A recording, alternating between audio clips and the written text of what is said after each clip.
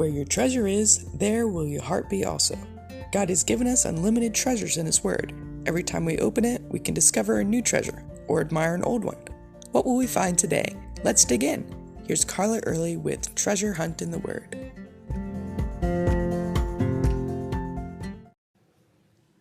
I love the triumphal entry of Jesus into Jerusalem that we celebrate on Palm Sunday. I'm sure, like me, the disciples originally considered this the height of Jesus' ministry. Jesus was getting the glory he deserved.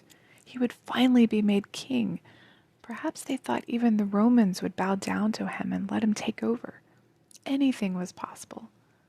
But Jesus knew the hearts of those around him that day. In fact, after he rode into town and saw the reaction of the people, knowing their fickle hearts and what would happen in the days ahead, he wept over them. So let's look at each group of people and try to see them from Jesus' perspective.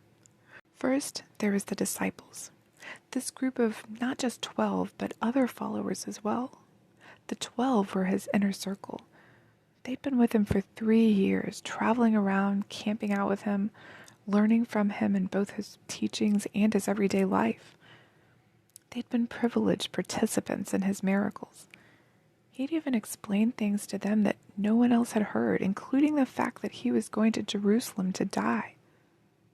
Of all people, they should have understood him and grasped the significance of this event according to prophecy, but they did not. John, one of his closest disciples, records, "At first his disciples did not understand all of this. Only after Jesus was glorified did they realize these things had been written about him and that these things had been done to him." Again, they were obedient participants, but they didn't understand. Many times when God calls us to do something we would consider strange, like go get a donkey and tell those who ask, "The Lord needs it," we're just called to obey, not to understand.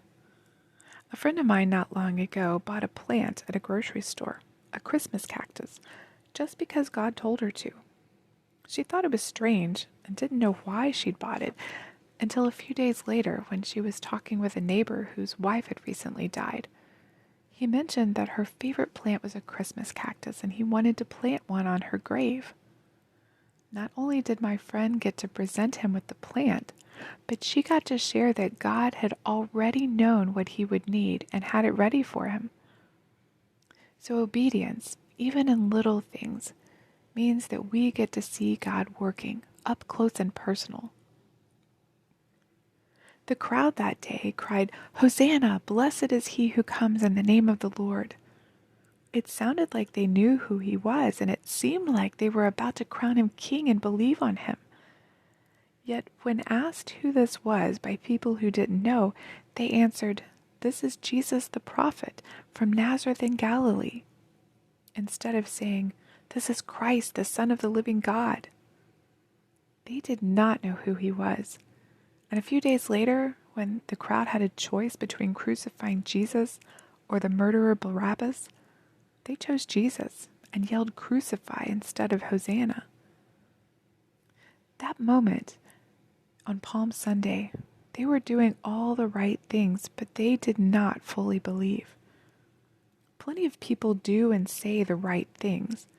They look good on the outside, but on the inside, they don't truly believe. They're changeable, fickle, blown about by the wind. Jesus didn't trust them. Then we see the complaining rulers. They didn't want to know the truth. They were just jealous of Jesus' popularity and wished he'd just disappear. Some of them told Jesus to rebuke those who cried Hosanna, but he refused. They said with a sneer, "Look how the whole world has gone after him." And they planned how they could get rid of him. They had all the proof they needed, but their hearts were hard, and they refused to believe and accept his authority. Jesus was about to die for them, because he loved them, but they hated him. We see people like that in our world as well, don't we? So, out of these 3 groups, which of these would you most closely identify with today? You can contact us at treasurehuntintheword@gmail.com. We'd love to hear the treasures God has given you through His Word. You can listen to other episodes at our website, which you can find in the description below. Thanks for listening, and remember, where your treasure is, there will your heart be also.